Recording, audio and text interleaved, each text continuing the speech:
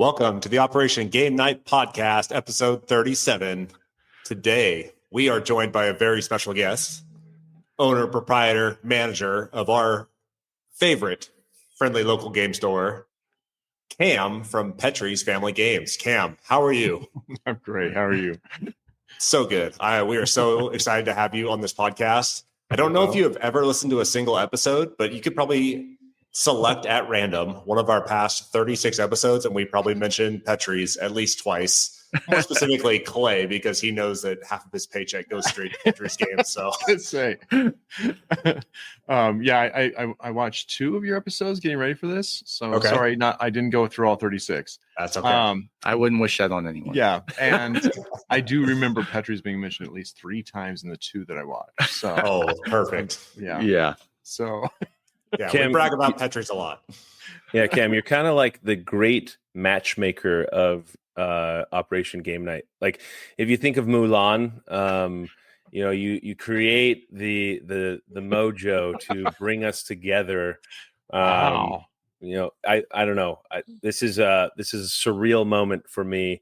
I did not spend as much time in Petrie's as my 2 esteemed co-hosts here, but I'm very excited to see what kind of things we get into today while we deep dive Petrie's, one of our beloved mainstays of the podcast. So thanks for coming on, Cam. Not a problem. I'm happy to do this. Excellent. And joining me as always are my co-hosts Clayton Gable. Clay, how are you? I'm doing good. I said beforehand, this is after hours Petrie's. I am in here. There are no customers. This is exclusive VIP treatment. Cam says that other people get it, but we won't focus on that. I'm surprised you're not on the lease at this point, because you're probably paying half of their mortgage. So get the keys to the kingdom. Oh yeah, I was gonna say the background. This is not the basement of Oak Valley Ranch, OVR. This is prime time behind you. We're in it. We're here Live on location in Petrie's. A podcast about Petrie's being recorded in Petrie's. Yeah. Oh my gosh. It's very meta. Very exciting. Yes. And listener, I don't know if you can tell, but Jared has his chain on and he smells like Bad Boy. So Jared, welcome to the podcast. Hey, thank you. I was unable to get a squirt of Bad Boy on me before the podcast. I probably smell like Kaneka sausage. I was just on my block. I was grilling up some breakfast. Well, we might be getting some game time, getting things to the table after the podcast. I got some buddies eating my buttermilk pancakes as we speak. That's why I'm trying to keep my volume low, or I'm going on mute as much as I can. So if I start talking and you're like, Jared, get off mute, because they're having a ruckus time. There's a couple kids in the other room next door, building up to a good game morning. Game morning. Underrated, the game morning. The game morning, yes. So I will say I'm a little sad to see Clay without a tie today. Last week's podcast I was unable to attend, but Clay was dressed to impress last week. We went formal last week. I'm still on a high after seeing him in a tie. I do have a collar. Yeah, he does have a collar. Maybe you should. I was just going to say, you think so? I don't think I'm ever going to trade in the 5 milli, but we could start being like a formal. You could have like a formal day on show up OG. like Step Brothers, where we're all wearing tuxes to record the podcast. Yes, one day we just show up tuxes. But you guys didn't even talk about it on the on Spotify. I didn't even hear anything about the tie. And then Adri's like, "Why is Clay in a tie?" And I'm like, "What?" And I look on the Instagram, and sure enough, there he is, just making me gush. So I didn't think it needed explanation. That's just my prerogative to dress up some days. We were all about business last week, but this week I loved it. We're all about a specific business, which is Petrie's Family Games. So, Cam, I know he's a pro. Our esteemed guest, we want to hear a little bit about you. Tell us a little bit about Petrie's, and tell us more specifically about what games you played this week. Wow, that was like 3 leading questions in a row. Start with yourself. You know my name. So born and bred in Colorado Springs. So that's probably the most easy fact about myself. Yeah, okay, Travis, you gotta give me a little bit more here. Like, do you want me where I grew up, how I did that, how we came to Tell us a little bit, like, what are your game tastes, board game tastes? Okay. Well, actually, that'll lead into a little less about me and more about the store. But okay, I like that. So I grew up in the generation of hobby games being kind of maybe 20 to choose from. That was back when Games Workshop actually had board games. I know it's crazy to think about. And I think gosh, I know there's going to be people correcting me on this. Avalon Hill, TSR, and there's a couple others. There's one that comes West End Games. Mm-hmm. The original publishers of what you guys would know, like Arabian Nights. Okay. Yeah. So not a lot of their titles remain. But anyway, so yeah, there was like, 4 or 5 guys to choose from, of which they only had 4 or 5 titles. And there's this one title that GW used to do called Talisman, which is newly printed as of last Christmas. So Talisman 2nd edition hit the scene, and that was candy for my junior high brain to oh my goodness. And that just grew. The nice thing about Talisman, if anybody out there doesn't know anything about it, is it is like the epitome of sandbox. It has very little mechanic. It's roll a die move, but it's open move. Like, you don't have to go in a single direction like you do in Monopoly or something like that. And then on top of that, you just collect things, and you collect swords, and you collect followers, and you collect horses, and they all do something to your character that makes you better so that you can eventually take on the bad guy at the end. And then expansions start coming out. And the next thing you know, it takes up an entire dining room table and possibly even some of the floor. And so a lot of my grade school, junior high school friends got back together again to start an annual Talisman Day. And nice. I love that. This point, I had started working with Talisman Island. Look him up. He's awesome. Out of Britain. And what's great about him is that he lived not too far from the source. So anytime Games Workshop would have something drop, or he was there on hand.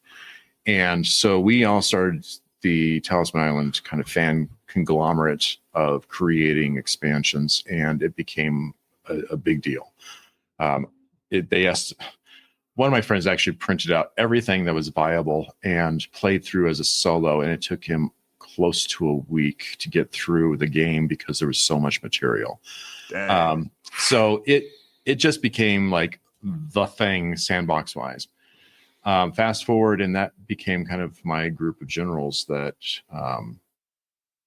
pushed me into starting a store.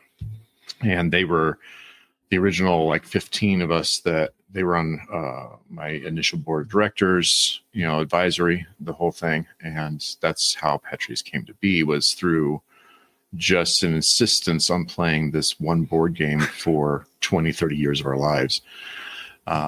So yeah, I mean, that also comes from being a local and never moving out of your hometown. So yeah, you're still in contact with your grade school friends. What year was that? What year did you start Petrie's? Petrie's was started in 2009 in another location. It's not the current location that's in now.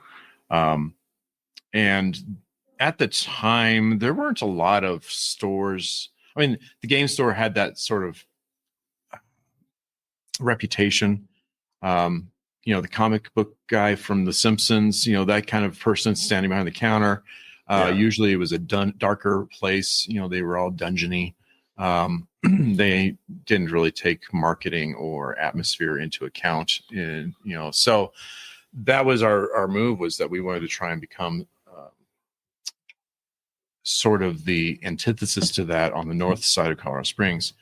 And again, anybody who's watching that doesn't know Colorado Springs, the Springs is kind of cut up into sections, and the north, south, and then of course the west downtown area is sort of never really has anything to do with each other. And there was a really amazing store downtown at the time, And it would take us 30 minutes or more just to get down there. And while that's not horrible, when you think about a high schooler's gas budget, that just wasn't feasible. So it was always kind of the intention to try and give kids an opportunity to go someplace similar up here and on the north side. The irony is that since that time, most game stores have turned around. Like, you know, the gaming cafe came along, that whole trend. And places like Wizards of the Coast or Ravensburger insist on stores having a certain level of professionalism if they're even going to get support for events. And so now we're kind of old hat. Like we're just doing things the way you're supposed to do it. Where at the time I thought we were really novel and original. So yeah. So I guess we won the war. I don't know. It's rare that you find the dungeony sort of feel game store anymore. If anything, it feels novel now, and you do find it. Yeah, I feel like the game stores that are going for that specific vibe, like they are largely focused on D&D and tabletop gaming more than the board game community, right? Yeah. Yep. Or Magic, you know, your Magic centric stores. So Cam, did you go to Rampart High School? I high school did. How did you know that? I mean, you're looking at three boys that the year that you joined or that you started Petrie's, we all entered the Air Force Academy together. Oh, true. And fair enough. That's how we got together. And that's why, you know, this budding relationship, that's how OGN really came to be. Fair enough. But yes, little did we know, you know, years later, we would just be throwing cash at Cam. So, yeah, I mean, back then, you know, District 20 was just Air Academy, Rampart, and Liberty, or not Liberty. Yeah, Liberty. No, not Liberty. Liberty. Yeah, I'm gonna get some feedback for that. No, anyway, that's real. Don't worry, we have like 30 people that listen, and who knows? This could be the one that explodes. We're gonna send it to all of our influencers in Colorado Springs, which might be just Clay's brother. But we're gonna go big in Colorado Springs this episode. Nice. That's awesome. But yeah, it's funny because we used to have this running gag about, you know, it's like during prom, the number of cadets that would show up as dates. And so, you know, we've had our eyes on you guys for some time. Oh, geez. Springs are always watching. Awesome. Cadets are kind of the worst, though. I mean, sometimes. Yeah. If I was a Springs native, I wouldn't be a fan of them. Oh, we are, though. We are. I mean, it's part of our culture, you know. Yeah. So before we get too deep into Petrie's lore, why don't you debrief your week and tell me what games you played this week? Oh, okay. So I've got to have my cheat sheet for that. I'm finding that the older I get and the more games I play, oh my goodness, you start having a catalog of like 1,000 games, and it's just like I start losing it really easy. So going back to last weekend, Bantam West was a big one. You're going to just start with Beyond the Horizon. Let's just do that. Let's start with Beyond the Horizon. Okay. So Beyond the Horizon was kind of a rewrite of Beyond the Stars. And Beyond the Stars, I was okay with it. It's basically Tech Tree, the game is what a lot of people call it. So Beyond Horizon came along and said, okay, hold my beer. I can do it better. And it's the same thing. It's a Tech Tree. That's what the main large board there is. But you see the little hexes on the side is actually a civ builder. So they took it out of a science fiction, put it into a historical setting. And now the focus is all on that hex area where you're actually building settlements and fortifying them. And there's a lot of written theme, not shown theme. But yeah, as a whole, it's a stronger game. I hate to say it, but it's true. The other problem I had with Beyond the Stars was that it wasn't the most graphically intense game. It was pretty much, you know, star fields with white writing on it. Where looking at this, it's a lot more color. Essentially, it's the same game. And I could actually see people making arguments to why you would want one or the other. But I wouldn't see having both. The sad thing is when Beyond the Stars came out, I mean, it hit to the Geek Top 100 like instantly overnight. It was amazing. The response was huge. Then suddenly this thing comes out and it's barely a blip on the map, even though I think personally, I think it's a better game, mainly because people see it on the shelf and they're like, well, I don't need another Beyond the title. But yeah, just really solid. If you like civ builders, if you like tech trees. Now, one of the guys I was playing with yesterday, so shout out to Nathan for his observation on this. I'm totally stealing it. The mechanic of having a tech tree as a game is just that. It's mechanic. It's not the whole game. Yeah. And it's very similar to like comparing Dominion to any bag builder or say like Clank, because deck building as a whole has become part of a game. It's not the game. Yet when Dominion came out, that was a really truly original. Yeah. Beyond the Stars brought the idea or concept of a tech tree, yes, as a game. Beyond the Horizon says, no, that's just the mechanic. Here's the real game. And I really, really appreciate the refocusing on that. Yeah, that's interesting. Awesome. Yeah. Is this, would you say, harder than Beyond the Sun, or is it? So I struggled getting into it. Unfortunately, it was one of those where it's like I just started catching on to the game like 2 turns before it ended. Yeah, and that happens a lot with Euros. But yeah, it is definitely one of those where the rules are simple. Like it's you can lay things out and say, okay, you have to do this, this, or this. There's a nice, really great index card that you get that shows you what to do. Yeah. All your options. The problem is I was befuddled beyond anything as first, where it's like, okay, I really need this, but I don't know how to get it. Well, you have to do this action. The next turn, you have to do another action that the turn after that, you might get it. Okay. And then, of course, you lose your focus and you're like, by the time turn 3 came around, you forgot that's why you were doing things. So that's the complexity, is the knowing what to do or another thing that was dropped when we were playing it. Somebody said, it's a point salad. And it's like, no, it's more like a action salad. Dang. So, and which is true for the other game I'm going to talk about too. Both of them just felt like there was just a plethora of options, and you just choose one and see what happens. Do you lean more towards heavier games, or are you? Personally, because of my roots, I like sandbox. I like adventure games. Okay. But the problem with adventure games is, they take 10 minutes to explain, but 3 hours to play.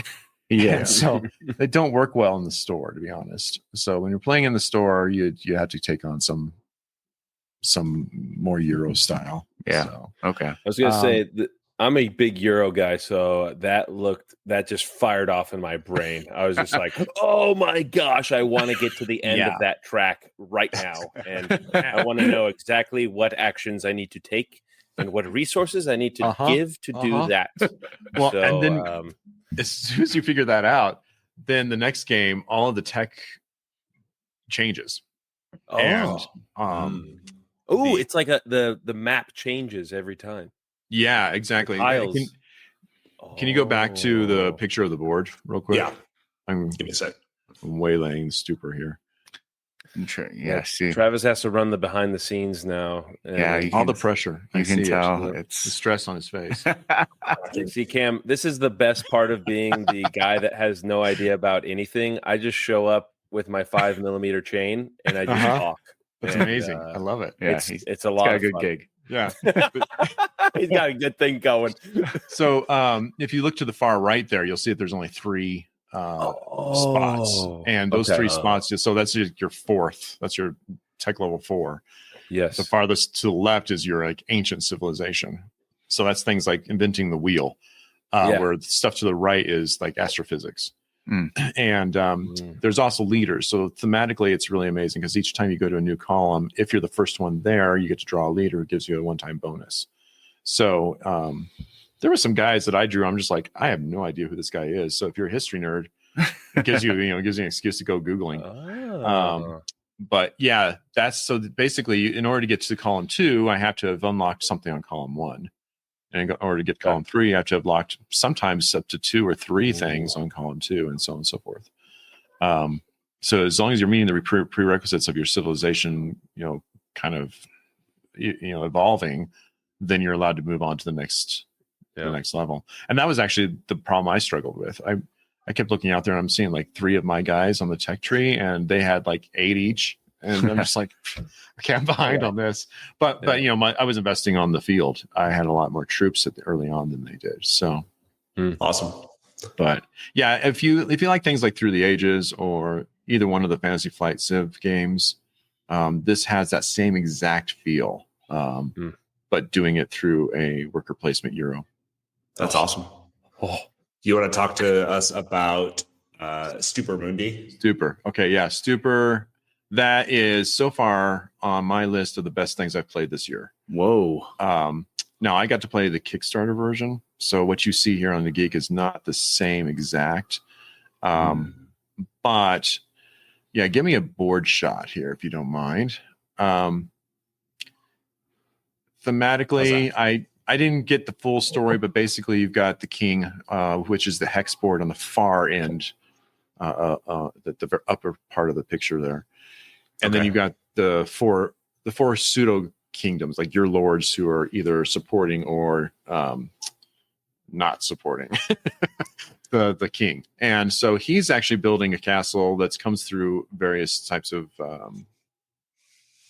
you do things basically to give you the ability to affect that. And if I'm a supporter, then I'm going to help add pieces to his castle. If I'm not a supporter, then I'm taking pieces away from his castle. And where that comes into play is that there's actual gosh, how do you explain that? There are actual one. Is there a rondel? I'm trying to see this picture. Sorry, I know I'm out of frame. Were you about to say rondel? Because the rondel. Rondel fans here. Okay, so the rondel actually is. I was wrong. I believe in that picture. The rondel is that hex thing on the far upper left. What's that? Yes, that's it. There you go. Yeah. So yeah, as you move your ship around, you're given options for picking up those people, which are the stained glass windows, the little point at the top. Those are the people, cool. The advisors. And if they've got a blue background, then they're just regular folks who don't really like the king. And if they've got a gold background, then they're like royals and lords that do support the king.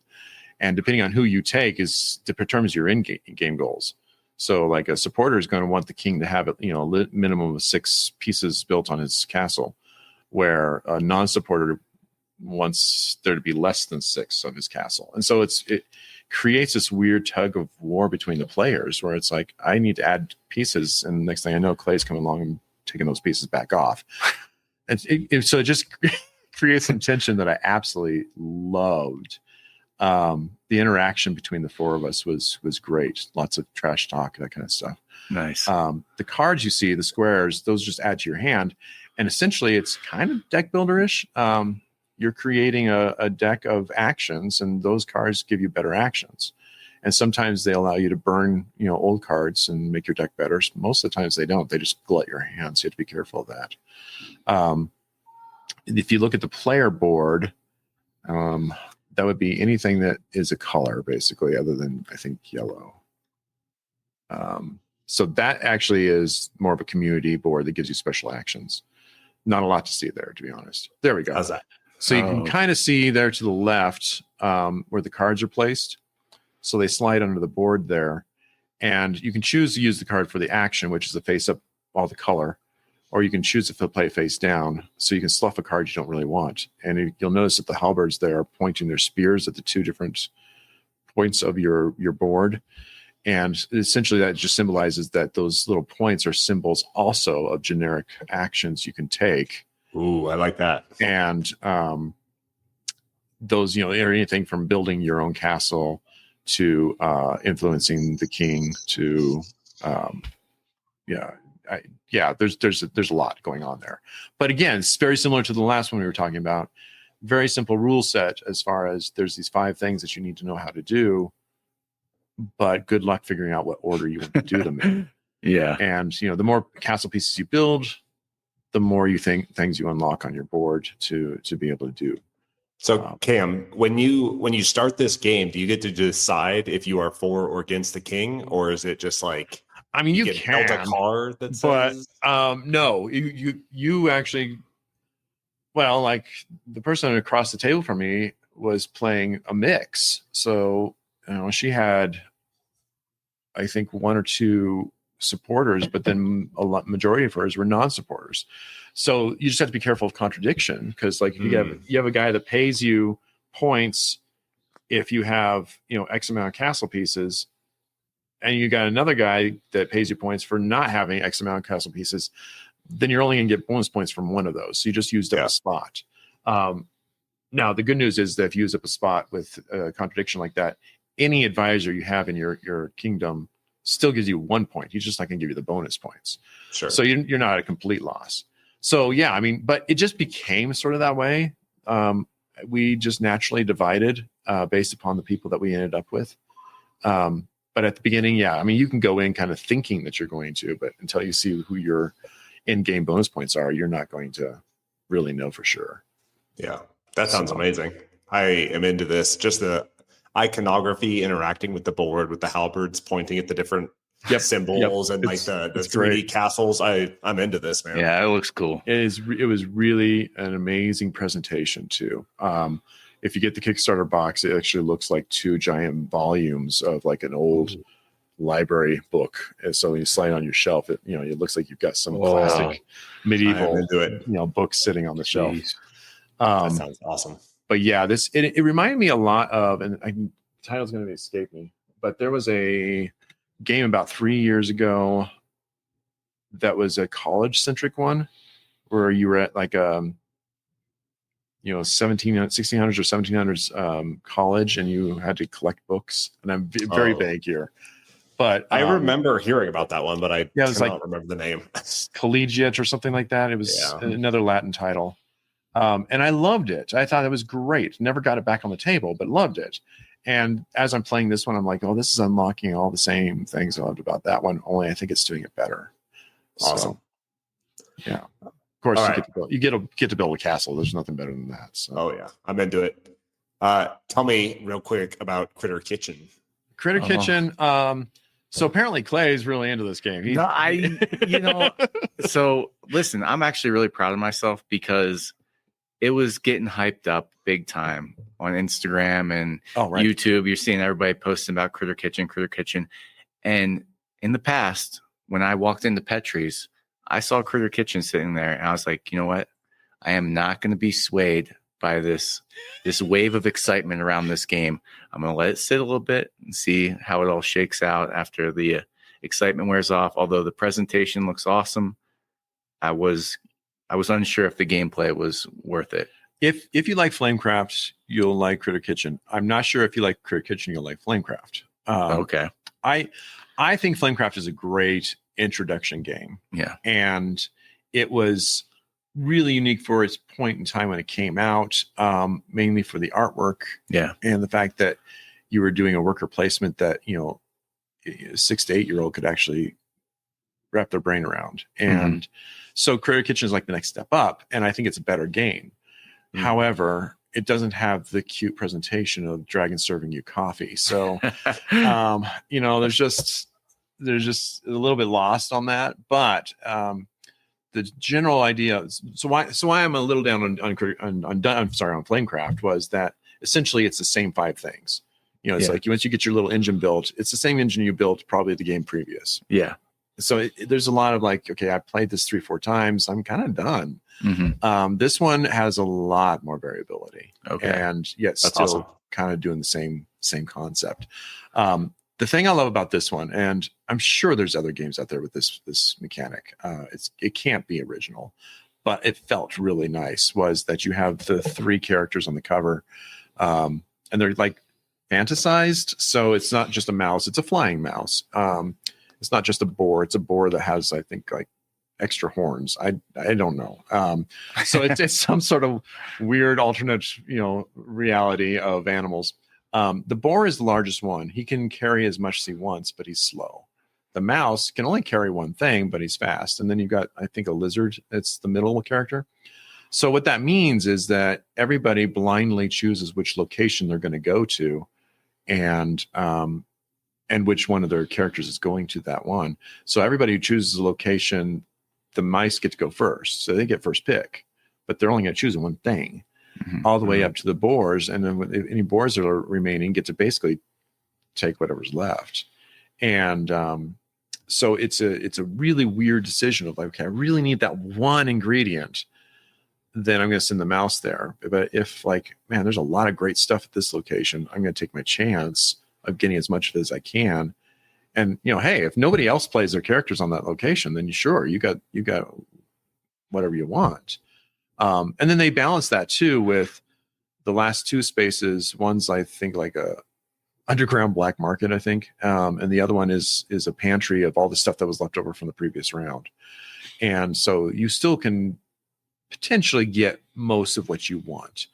And then behind the scenes, you take those ingredients and it's like a reality kitchen show, and you're putting together these dishes for the judge. And so there's different criteria that the judge wants to see, and she wants you to use more peppers and less whatever.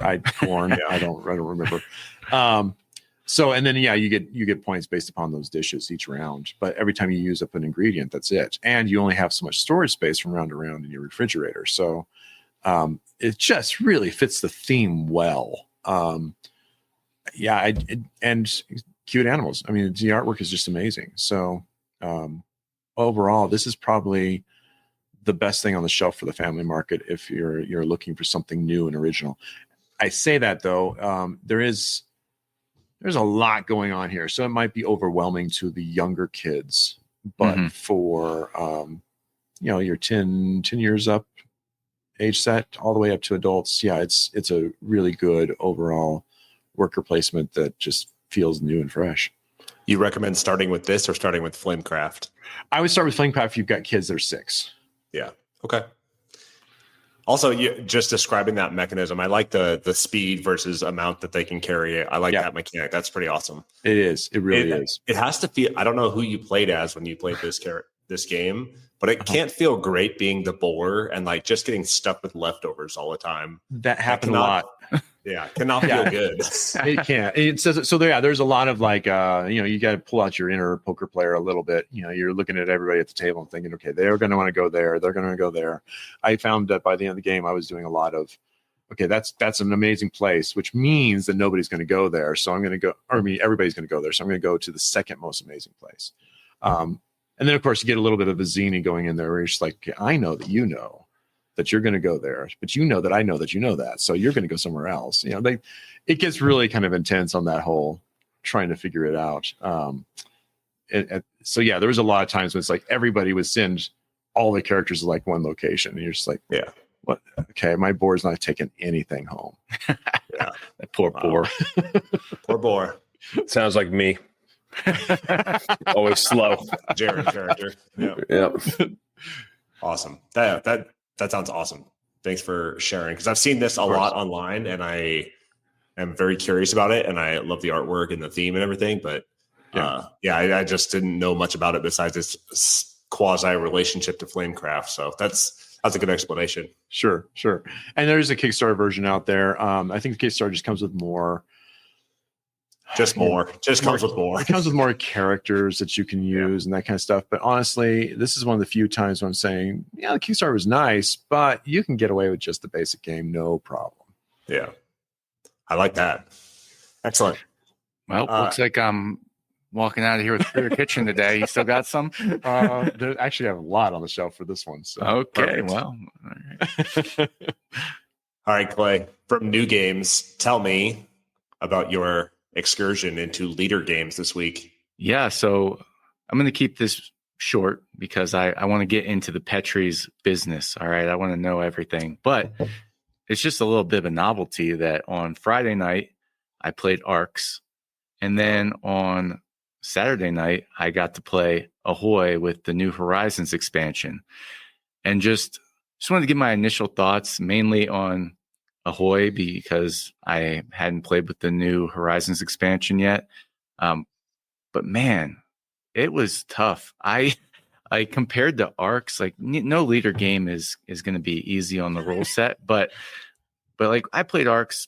I mean, I probably played Ahoy and Arcs the same amount of times, but when I went to set up and teach ARCs, I haven't played it in months and months. I barely had to look at the rule book. I kind of remembered how everything worked. I taught it pretty easily to the new players that were there. And then Ahoy, I've played it the same amount of times. And maybe it's just the asymmetric characters, and then trying to learn the 4 new ones, like just the rules overhead was crazy. I watched videos, I read the rule books for all the different characters.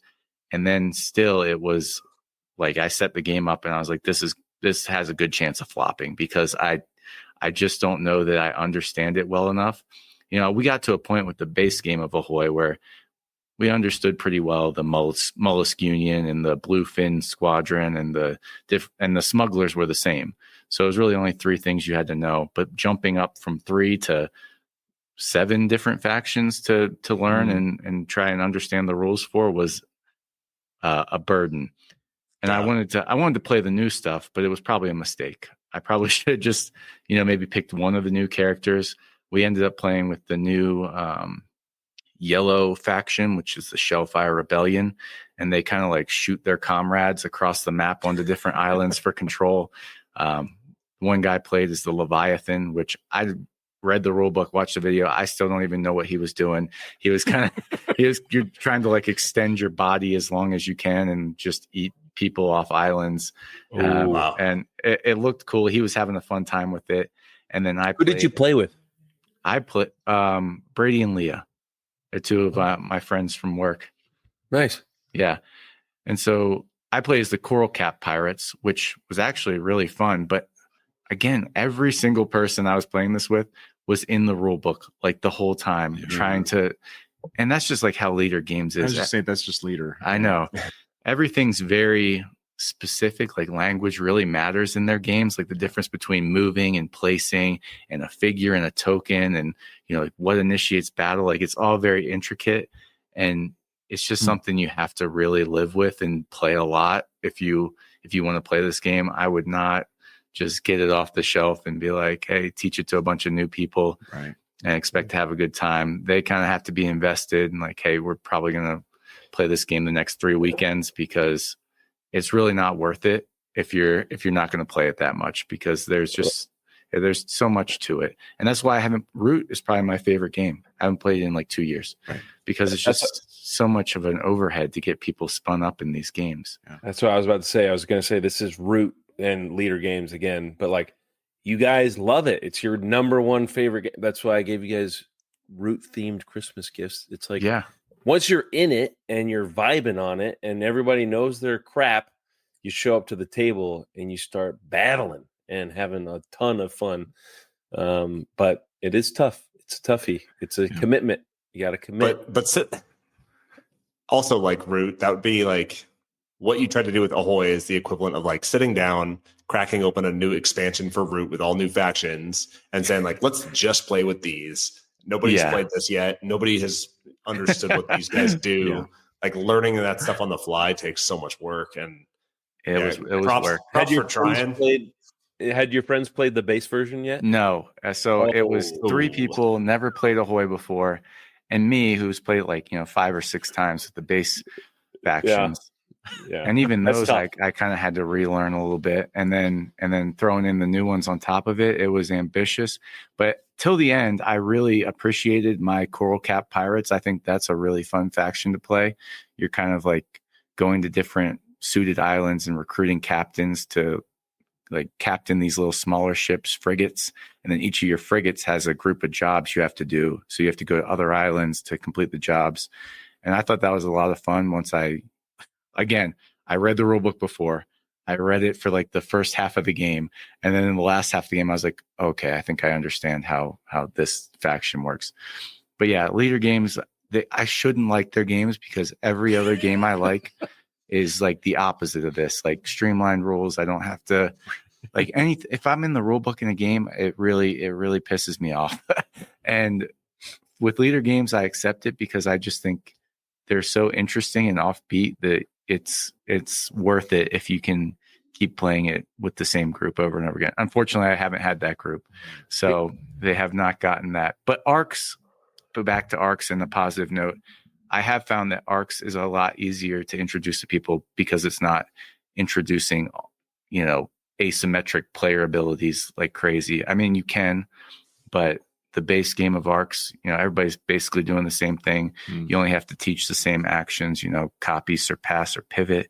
And so like this is definitely the game, the leader game that I will probably play the most, just because I have the easiest time teaching it. Yeah.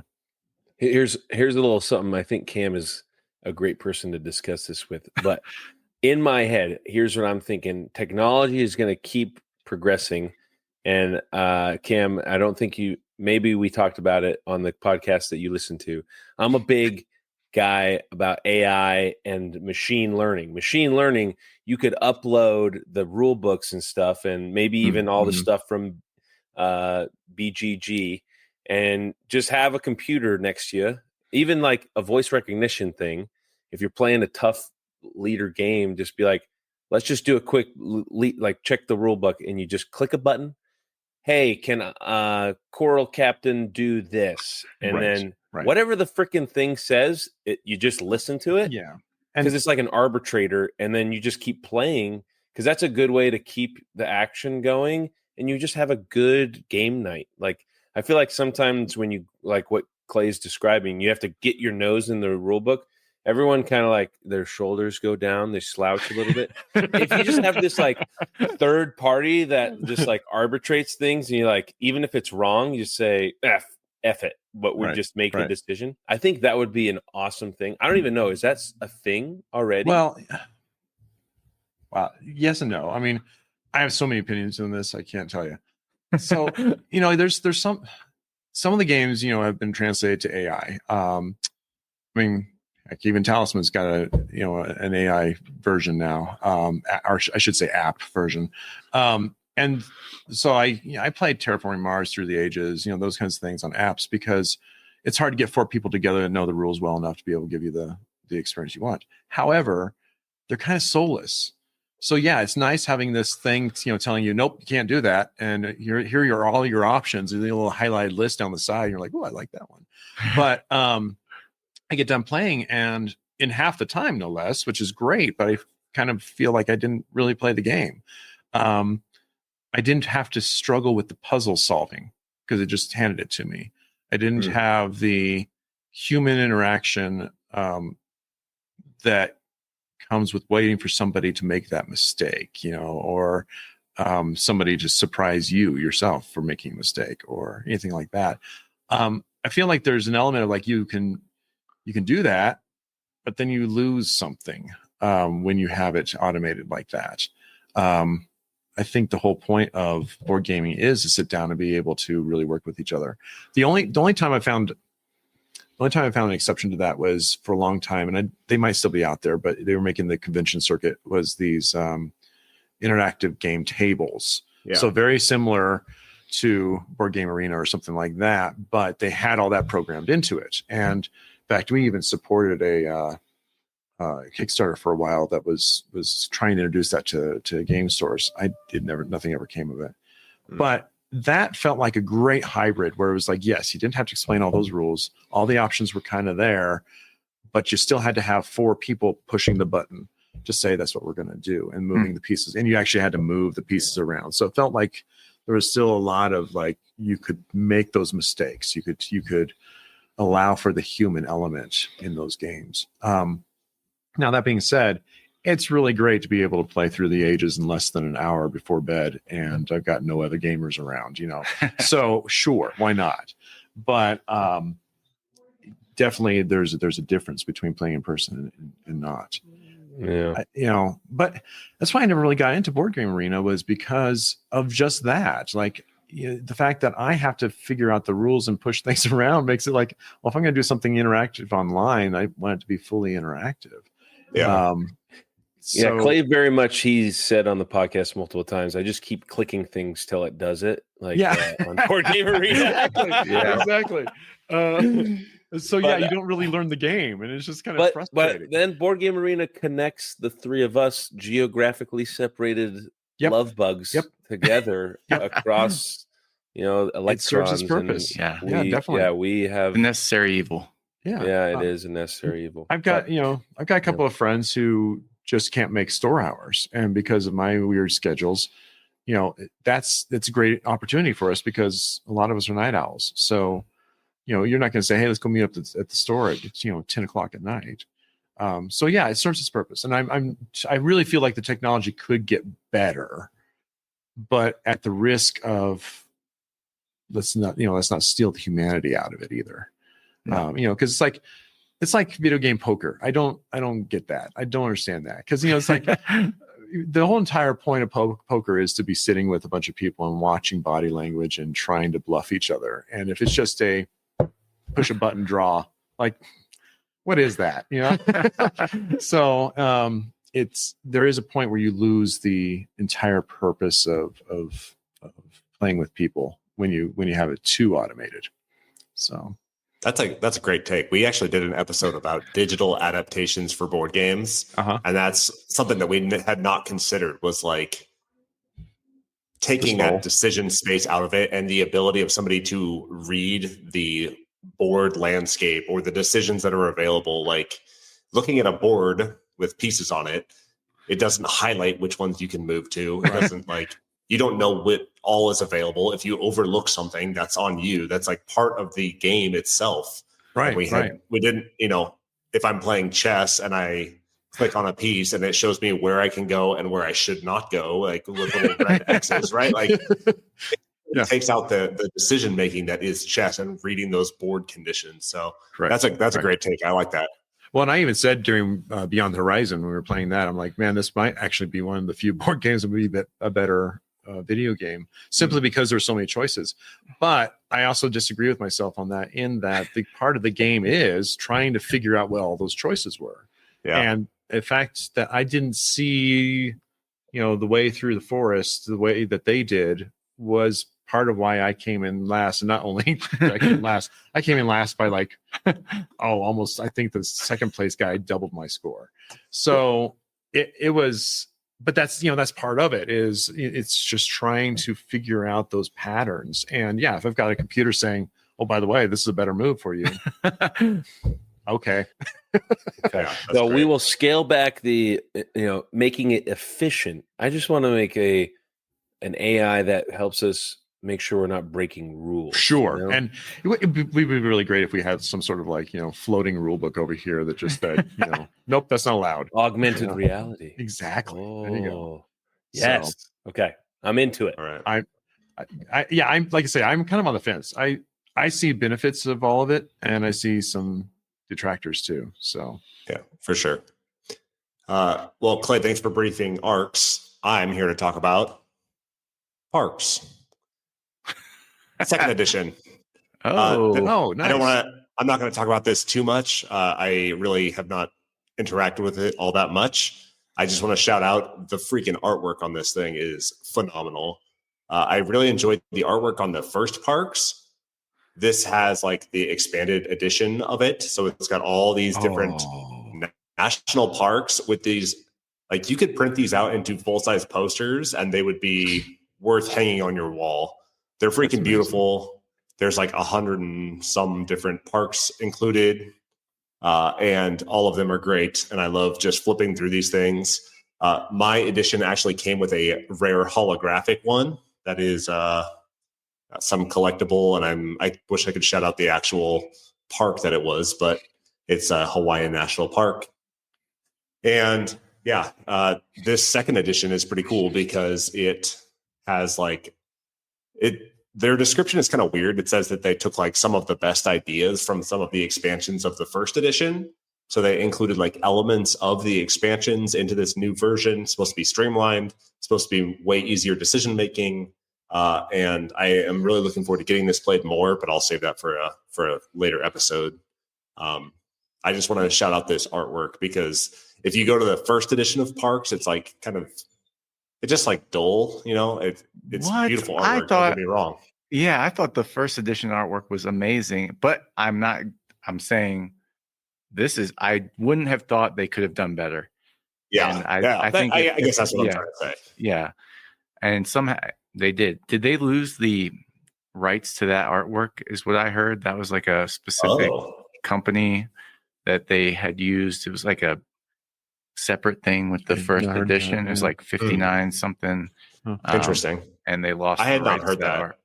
I heard it somewhere, but you can't believe everything you hear on the internet. But Clay's up on all the hot goss.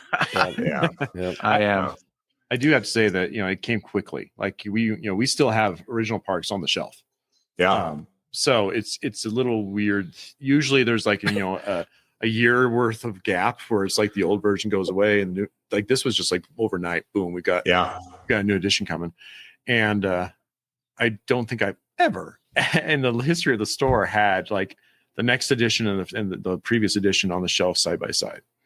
That's crazy. So it felt like it was kind of like there was a reason, like almost like an emergency reason. Yeah, they got this out super fast. And yeah, the artwork is beautiful. You open up the box, and in the second edition, you're greeted by this like big poster size artwork for Yosemite National Park, right in my backyard. Growing up in California, it's like an hour away from my hometown. I love, the image of Half Dome. It's like one of my favorite images in national park, photography. And then, they have these individual like tray organizers that are shaped like logs and everything. Beautiful components, beautiful artwork. I'm going to talk about this more later on, but I want to get to our discussion with Cam. So I'm going to hold off on talking about that too much more. Jared, you want to talk quickly about your game? Oh, yeah. Went down to Tampa last week. Sorry, that's why I couldn't be in the podcast. I didn't think you could mix up Battleship much, but I played against an 8-year-old who almost kicked my ass. This is Battleship Outer Space. What guys, the heck? 3 levels of space warriors. And I mean, Clay, he's all about the space war. We're talking lasers, okay? Whoa. So no longer are you pinpointing your depth charges and blowing up stuff. You're launching orthogonal lasers that blast across a whole row or column. So you call the row or the column and what level. And so you still get hits, but and you still have 5 different ships that you're going after. And so same, you tell them what row or column and what level, and you start blasting away. It is a lot of fun. And shout out to little Ezra, my best bud down there in Tampa. He not only is he good at Fortnite, he's pretty dang good at Battleship. He also beat me at Sorry. We played Sorry, and this was the card Sorry. We were pulling cards, and he sent me back home many times, and he beat me at Sorry as well. But I mean, it was a good one. Little Hasbro. I don't know if Hasbro has ever made the podcast, but Hasbro made the list. So Battleship awesome. Outer Space, guys. Is it electronic or is it old school? No, this one, no. It's no batteries needed. Okay. So, It's an analog. Yeah, analog. Oh. Awesome. Wow. But, yeah. Well, it was fun. Speaking of rows and columns, let's fall in on the mission objective. Fall in. Heck yeah. All in. All right. So mission objective is we want to talk to Cam about Petrie's Family Games and friendly local game store ownership and management in general. Hello to the patrons of Petrie's Family Games. Yeah. So Somebody's doing a drive I was by. gonna say we get this all the time. So yeah, we're looking at the windows outside, and you get these people. Are you that are just open? Like, are you open? Are you like But the fact that there's somebody in here and it's locked, it's just like this jealousy thing. Like why are they in there? why can't I be in there? Feels good to be in here. We can say, That's Clay, right. Yeah. Clay, you're on the upper end. We in the club. That's right. Okay, so Oh. Cam, you talked about opening Petrie's in 2009 and how that kind of got started. You had some friends that encouraged you to do it. You had their kind of inputs into how Petrie's took shape. So tell me a little bit about like what you prioritized when you first opened. Was it like stocking the right games? Was it the right atmosphere? Gotcha. Was it customer interrelation experience? Like what was the focus when you started putting it into concrete ideas? I mean, I'd like to say that I went in with this like vision. I actually wrote up a vision plan. I found it just a year or two ago, and I'm like, wow, I had no idea what I was doing. So my buddy Brad had a bookstore for a long time, and he works for a book publisher, and he had this business book that he had given me that really helped tool that out. I couldn't tell you the title, and I'm going to goof up on some of the categories, but essentially the idea was that any business can do one thing amazing, two things well, and the others you just have to do. And the example he gets, of course, the book is now like 20 years old, so the examples are not spot on anymore. But essentially, it's the idea that like Walmart and Target are the same store, but you don't feel like you're in Target when you're in Walmart and vice versa. And it's because they focus on different things. And, Walmart's all about price, where Target's all about experience. So there's that influences your marketing, influences what you stock, it influences all of that. And again, when we went in, we were combating that atmosphere concept. So we were all about experience and accessibility, or we are now about experience and accessibility, where really I was just like, let's just have a clean place with, windows and lights. And that was kind of my focus. That definitely helps. So yeah, accessibility has really become our key focus, where it's like, we want to be, we want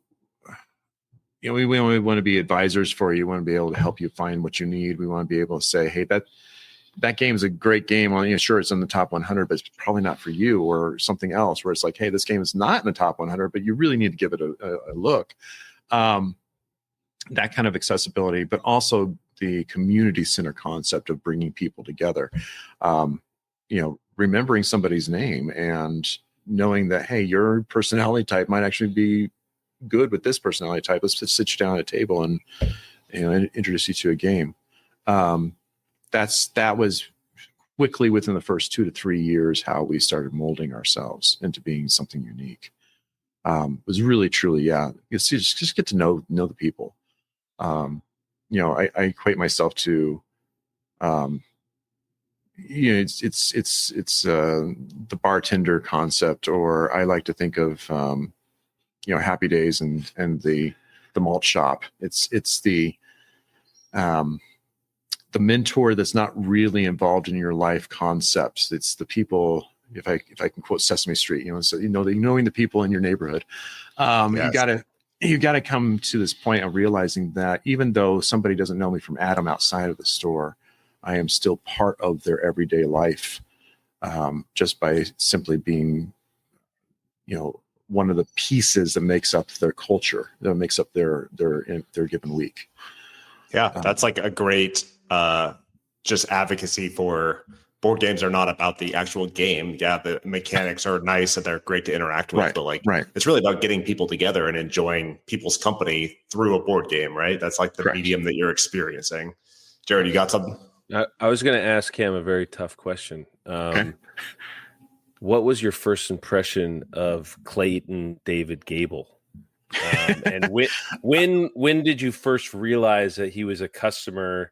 And like, what is your impression? I'm putting you on the spot a little bit, but like, when I think of Clay, I think of Petrie's. And wow. Really though, I mean, yeah. Be brutally honest, Cam. We want to hear your honest opinion. We want to hear the hot goss. I already said it once today, but like, yeah. I mean, not to like, make him uncomfortable and gush into this like potentially unwanted bromance, but oh wow, I can only hope for that. The moment, yeah. Seriously, the moment he walked in the store, it was like that feeling of like, okay, this is a guy who gets it. So yeah, no, I actually do remember the first time it came in the store, and it wasn't a hey, this is an easy target. It was more of a no, he fits the culture. He does, and you can see that this is somebody who's using games as a tool to bring people together. And I respected the fact that he was a father, and he kind of exudes the military thing. So I kind of assumed that right away. Of course, that, we have a nice little cheat thing there where it's just like, if you kind of feel like they might be military, you just ask them, hey, are you military for the military discount? And then you get your answer there. so there's a lot of ways and tools that we get to find out about somebody just simply by using sales tactics. But no, seriously, like same thing could be said for Travis. It's like the moment you walk in, it's like, hey, these guys are easy to smile. They're quick to carry on a conversation. You can tell that they're an asset to the community as well as to the hobby. Well, just from my perspective, I remember I had never been to a store anywhere in my life, and somebody said, "Hey, Clay," and this was the first place I ever came into where I walked in and you said my name, like you remembered me, right? And I was like, "Wow, okay, that's nice." So it does help. It's like Cheers, right? Like you walk in and everybody's like, "Hey, Clay." Yep. Norm. Yeah, I have to say that there's a little bit of a cheat there. My father's two best friends have really unique names, and one of them is Clay. And so it's just like, boom, got that remembered. That's why for a long time Travis was just Smith to me, because I couldn't ever remember his first name. Hey, you guy. Hey, you got that big guy. Hey, where's the big guy? Yep, That's exactly. Right. So yeah, I mean, you use tricks. Although people tell me all the time that I have this superpower when it comes to remembering names, and I don't know. It's just me. It's the way I've always been. I know names. I collect people in my head. Yeah. So, is that something you impart on your staff here? Like you really try and push them in that so welcoming environment type behavior. Having a team is somewhat new. I mean, really, because Bo was a volunteer before she worked for us, and everybody after that has been someone that I've somehow vetted and then just kind of offered the job to, and that's only been with the last 3-4 years. So there was an element of, and then Alec before Bo. Alec was the same way. I don't know if you guys ever met him. He was our original Magic guy, no longer with the team, but he's still around as a volunteer. There's an element of taking a team and saying, hey, I want you to be exactly like me and become this clone, and this is the Petrie's way. Yeah. And then having them fail miserably. Or you take what's their ability, find out what their superpower is, and go from there. To sing his praises, Matt is currently one that works most evenings, and so you'll see him in the night. And he's an analytics guy. He loves to look at what are potential problems and find solutions. And I'm not, so for me, that's a hard thing for me to think about, but it's also a necessity as far as a business owner goes. So I just let him own that space.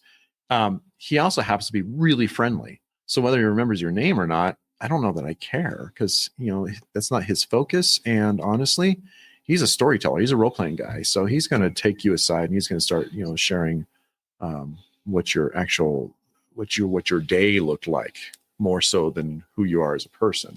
So, everybody has all these various nuances that I try to bring that up as part of a overall pictures of what Petrie's would look like. But yeah, I mean, it'd be nice if I could say, hey, that name thing, do that. But I can't explain how that works, because I'm finding out more and more that that's unique to me. It's kind of a uncommon thing. We're getting a leadership lesson and friendly local game store. Right. Yeah, I love it. Cam, you obviously care about how your staff interacts with the community and vice versa. And a big part of what I find unique about Petrie's is just the sheer amount of community events that you guys put on. You guys are always having stuff going on in the back room. You're having tables set up where you're just teaching people games. You're having Magic tournaments. You're having, board game swap meets. You put on a lot of these events, far more than I've probably seen for most friendly local game stores. So how do you decide what events to do? How do you find that balance between what is too much, what you can manage, what events to put on? Gotcha. So this might be one of those areas I told Clay earlier that he may have to hold me back if I start going on a negative rant. Got you. So yeah, hold me back. Yeah. I'm going to kind of roundabout answer your question. there's a current trend right now where TCGs, trading card games, have taken over, and they haven't just taken over because that's what everybody wants to do, so to speak, as so much as they've taken over because they're just kind of like the bully who's like elbowed himself up front on the stage and is now just upstaging everybody. It feels wrong. At the same time, people are loving it and they make the store money. So from a business point of view, it's good. But it also means that we don't do a lot of what I really want to do.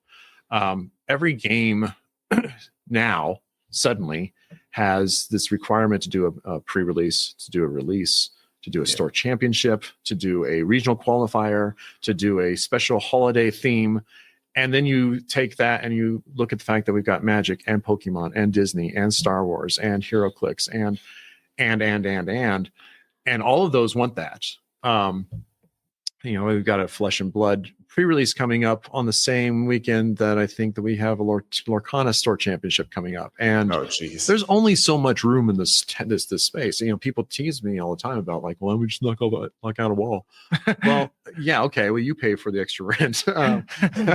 It's just an element of like, you can only do so much. You can only do what you can do. And it feels like I'm canceling our regular events on the reg because one of these games comes along and says, oh no, you have to do this one tournament if you want to continue to receive prize support. And you have to do it on this one weekend.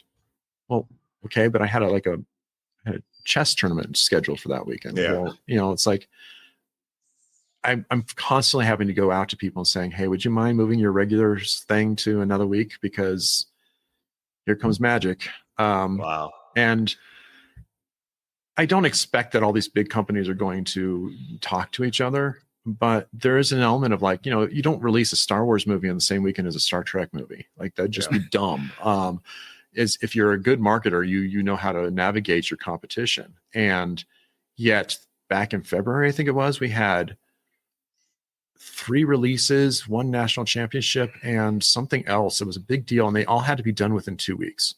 Wow. Like, how do you do that? I'm not going to have kids coming here at midnight. There's just not enough room in the schedule, and there's not enough room in the room. I comfortably sit about 52. I can go more. I just don't like to. Yeah. Because it gets loud and it gets sweaty and there's no space to get to the bathroom. And it's just like, why would I want to endure that? So, well, let's talk about like the events that you actually do want to host. So I was going to say, when we started, I wanted to have a lot more family centric type stuff. Okay. We used to have kids days. We used to have learn to plays. We used to have, like one of the first things we've done, and it's a big tradition, and I will not let it die, is the couples dessert. So every February we have we highlight 2-player games. We redo the room completely so that it has a little bit more of an elegant set, black tablecloth, that whole thing. And at first we used to wear tuxedos or really really fancy dress. Over the years, the volunteers and myself have gotten to where it's pretty much just a white shirt and tie. Yeah.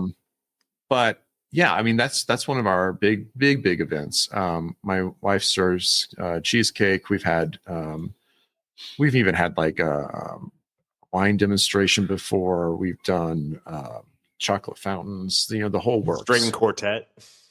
We've talked about it. We actually had a violinist lined up one year, and then they had to fail. The downside is that we always choose a weekend that, for some reason, turns out to be the biggest blizzard of the year. Oh, no. It's kind of traditional, and so yeah, usually like the special guest that we get in is always the person that has to cancel.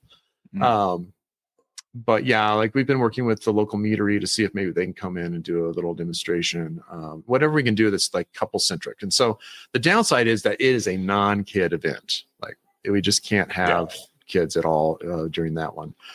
But that just kind of gives you an idea of how we're trying to find unique approaches to, gaming as a couple. Or once a month we have the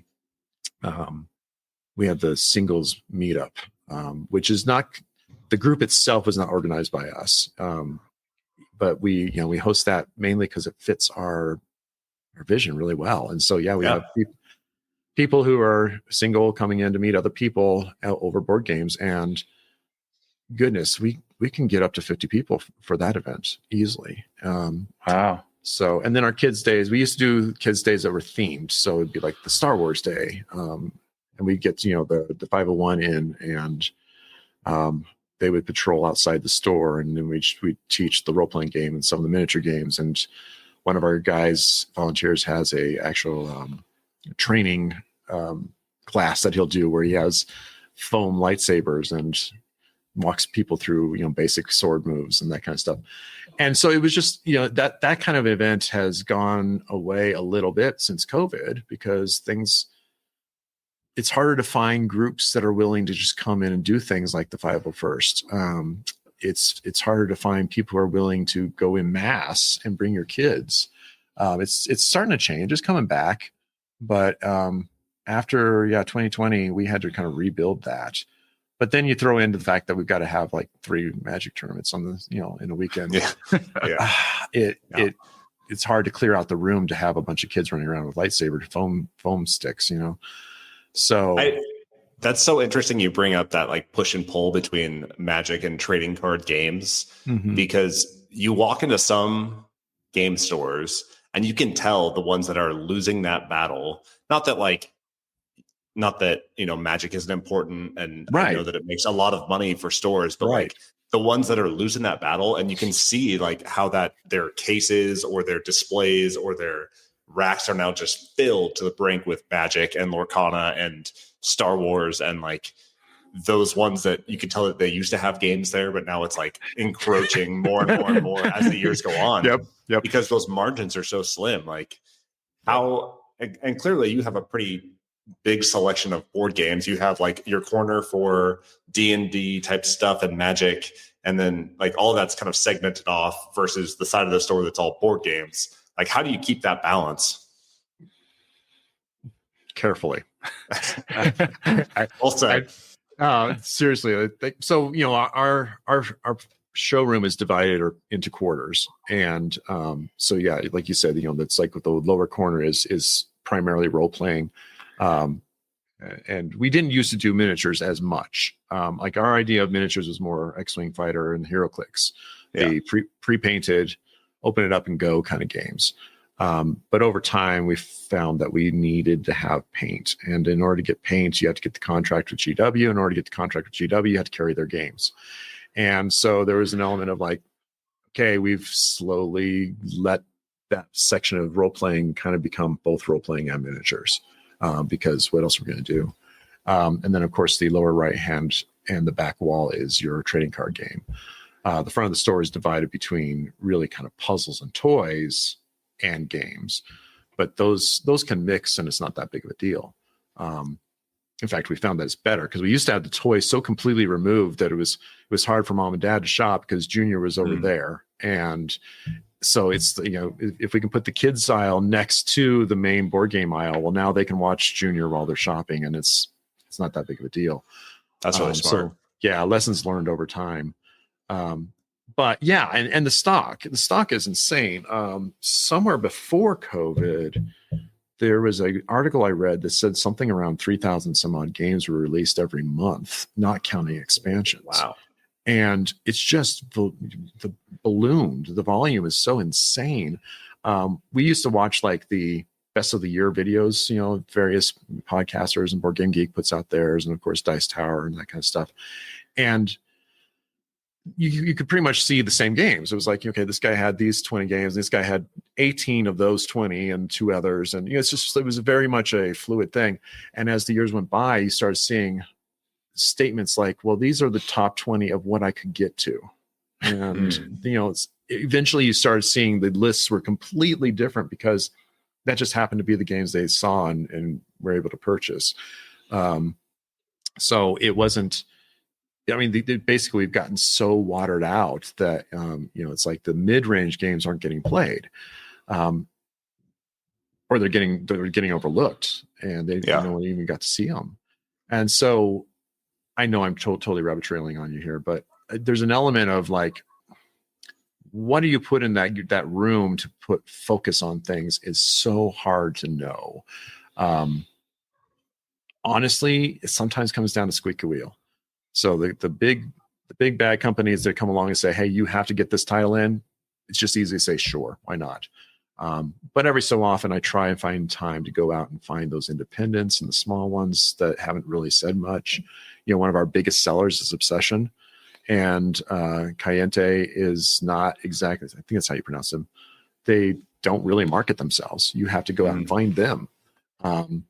And they don't sell to distributors, they sell direct. And I really love the guys that work at that company. They are easy to work with. They have fair prices. I love getting Obsession in. Mainly because of the theme, but also because it just sells so well. And it is the epitome of a mom and pa success story. And I love supporting that. So, I mean, it is hard. It is really hard to know what to stock, because if you stocked everything available, it would be a warehouse. And even then you wouldn't be able to find anything. Yeah. And to your credit, I think that you do a phenomenal job of keeping up with most of those trends where a game is launching on Kickstarter or whatever, or is hitting backers from Kickstarter, and it's right there in Petrie's. Like, I don't know if Clay, over the last, 37 episodes, 36 episodes that we've done this, has and he's been keeping up on most of the hotness. Like, he doesn't play them all, obviously. There's too many games, but he's playing current games. It's not like he's picking up games from 3-4 years ago all the time. Sure. He's able to keep up with trends and what's hot. And you walk into Petrie's and the games that they might not be hitting shelves that week or whatever, but they're in the hotness, they're being talked about. You have those on the shelves as well as old classics. And I particularly like that you have the hotness, the new stuff, the stuff that's coming out this year. And then right on the other side, you have the used section that people can trade in games. And so I find that most local game stores don't do that exchange, that used game type section. What was the driving decision to do the used game section? Used is really just to have something unique. Again, when we started, there was only 3 primarily board game stores in town. Now there's something like 15. I think, seriously, I'm not making that number up. Colorado Springs has always had more game stores than any other of the major cities in Colorado. And I don't know why that is, but it is. It's true. And Jared called it the Mecca the other week. So he might be right. He might be right. Could be all the nerds at the Air Force Academy. Yeah. Sure. Let's go with that. Is gaming becoming more centric to military? I don't know. And that might be part of it. It also could be a lot of the tech companies too. But as a whole, we wanted something unique. But I also realized that there were some games on my own personal shelf. It's I haven't touched that in years. And unfortunately, I really think that it's kind of a sad thing, but it's a truth, is that games get outdated. Like we were talking about earlier with, Dominion and Clank. I know people will argue with me on this, but I see Clank as a far superior deck building game. The idea of sitting down just doing a standard deck builder anymore just feels old to me. And yet there was a day when I was hey, if it's a deck builder, I'll buy it. I want to see all of them. Now I kind of like the new Star Wars deck builder. I'm still a big Star Realms fan, but essentially they're the same game, and there's not a lot of variation there. So do you really need all of those on your shelf? Yes. So I came to a point where it's okay, I play DC deck builder, I play Star Realms, I play Star Wars. I don't need Dominion anymore. Yeah. So that, why don't I bring that in and get something else? And that was the idea, was that there's a lot of games not getting played. And I was watching our Goodwill and Arc, because we live next to both of those, and you'd start seeing designer games showing up there. It's it's a $60 game and they're selling it for $5. Good on you for finding that. At the same time, that would have been a lot better for the original owner to just bring in and find something else that's also a designer game and getting a lot of bang for the buck on top of it. So it allows you to discover something as well as clean house a little bit too. Yeah. But I mean, that's what's behind us is the library. So it serves the same purpose, but without spending any money, is to come in and try games as it's a preview. Is this something I actually do want to spend money on? Yeah. And as somebody who has taken part in both the library and the used game trade-in credit, that type of stuff, I appreciate all of that because most game stores don't do that. And I think it is definitely something that sets you apart and makes you unique. So Clay, you want to say something? Yeah. I mean, that honestly, like when I was going to different game stores in town, those two things are what kept me coming back to Petrie's initially, was the used game section. Like, hey, I can get this cool game I've heard about for a little bit of a discount. Someone used it. That's great. And then the library where I could try out a game. And, when I initially was getting into the hobby, I wasn't sure really what I liked. So I wanted to try everything. Right. And so having that option to, come in here and, you keep it up to date with even newer games. Like I see SETI's on the shelf. Yeah. Like you can play a lot of different games from this library. And that was like a big draw for me when I was initially starting out. And I try to stay as current as I can, but of course, again, I think the number has definitely fallen from 3,000, but still there's so many new games every month that I would go out of business trying to keep the library stocked with the latest, greatest. But yeah, what's the new Great Western Trail? Was it Rio Grande? El Paso. Yeah. We've got that one. I just haven't processed it yet, so that's coming out. Nice. SETI is recently added. So it's not every game, but it's the big ones that people are talking about as much as possible. Most likely we'll end up getting a demo version of Critter Kitchen as well. So there's a lot of things that just also you kind of take what comes to you, because sometimes people just send you promotionals, or there's a company that'll be like, stock X amount, you'll get the library copy for free. So it's not unheard of, because even the distributors understand that people are doing that. They offer demo copies pretty regularly. So other stores are doing something like that. Maybe not in Colorado Springs, but at least nationally. It's become kind of a standard that you have some form of a demo library. Yeah. We just like to have it more interactive so that people can come in and actually play, not just stand at a demo table in the store. Awesome. Yeah. I imagine, I know for a fact, I don't know what the margins are for reselling used games, but to me, it seems like that would potentially be something that is a big burden, because you guys have to count all the pieces and everything and do all that and take in games and give credit. Like, is that something you've ever considered getting rid of, or There's there's a lot to it? Yeah. The margin argument is valid, and it gets brought up several times every year, mainly because of the piece counts. Yeah. Now, if we could say buyer beware, just slap a sticker on there and say, go play it. Sure. But, you get in a war game, for example, and it's like, 700 little tiny chits with, Avalon Hill artwork on it. Sometimes you just kind of throw up your hands and say, hey, we counted 800 chits. I don't know which one's missing. You're supposed to have 805.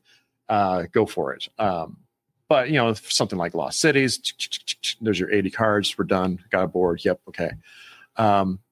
So, yeah, do I really want to pay somebody $15, $20 an hour to come in and count pieces? No, that would take away your margins so fast. But at the same time, that's why we have volunteers. There's also certain games that you just kind of get in the habit of. Yeah. Like I can count a Pandemic like nobody's. Yeah. Like that's an easy one.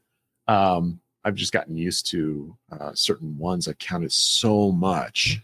Now, this is inside knowledge here that you and all 30 people watching are going to know the secret now. If it's a party game, we tend to not count it. Like, do you know if you're missing a card from Trivial Pursuit? I doubt it. Yeah. There's just a certain element of like, sometimes you judge the game by saying, this is not worth it. It's still the same play experience, regardless if it's missing a piece or not. Yeah. You look for the movers and say, okay, are all 6 movers there? Yes. Okay, great. There you go. So it does kind of depend on what it is. But yeah, if you take into account the time it takes to count a game, shrink wrap it, the cost of the shrink wrap, the cost of the labels to put on it, because we have a little legal disclaimer on each one, just saying we do our best. We're human too. Yeah. By the end of it all, it probably doesn't have any different margin than a new game off the shelf, really. So But yeah, I mean, it's something we have to constantly judge. But at the same time, I also say you can't put money on marketing. It's hard to say where somebody heard about a store and what brought them in. And if you buying a used game was a positive experience and that causes you to come back, that into itself is a priceless Taking care of your marketing. customers, right? Yeah, exactly. Yeah. So Clay, you got any leftover credit before you pop smoke and get out of town? Yeah, I think I have like These days are $15 numbered left in Colorado Yeah. Springs. I know. He had the audacity to ask me when I brought in a ton of games. He's like, "Well, you probably don't want credit. You know, you're trying to get rid of all these games. Wow. You probably just want cash." I was like, "Oh no, I want the credit. I want store credit." And I've burnt through it. He has burned through it. And he's got Christmas money, you know. He's that's got right. Christmas Birthday money, so. Christmas money, Petrie's credit. That's amazing. Keeps the world going. Well, I'm imagining, it's like you got to move, you got to pack all this stuff up. You don't want to pack it all up, do you? And then, apparently he does. So He is shipping his boys and dogs separate just so he can pack more games into the minivan. Yeah. So give that man every cent of credit he can. that's awesome. Yeah. Awesome. Well, this has been an awesome discussion about Petrie's. I don't want to run on too long. We could sit here and talk to you all day long. Yeah. But you got 4 years till your 20th anniversary. Where do you see Petrie's going in the next 4 years? Ooh, well, that kind of depends on the current state of the economy. But I mean, ultimately, if I had my druthers, and the perfect space opened up, it would be nice to see us grow space wise. If the TCG market continues the way it is, we've got to find a solution to be able to get back to having some of the family events and having the casual events. Yeah. There's a growing trend towards speed puzzle tournaments, and jigsaw puzzle people are kind of raising their hand and saying, hey, it's our turn. And I want to give, that kind of group their due diligence. I think they're good for our culture, and it's just another subculture of the hobby that, deserves a space at the table just like anybody else. Yeah.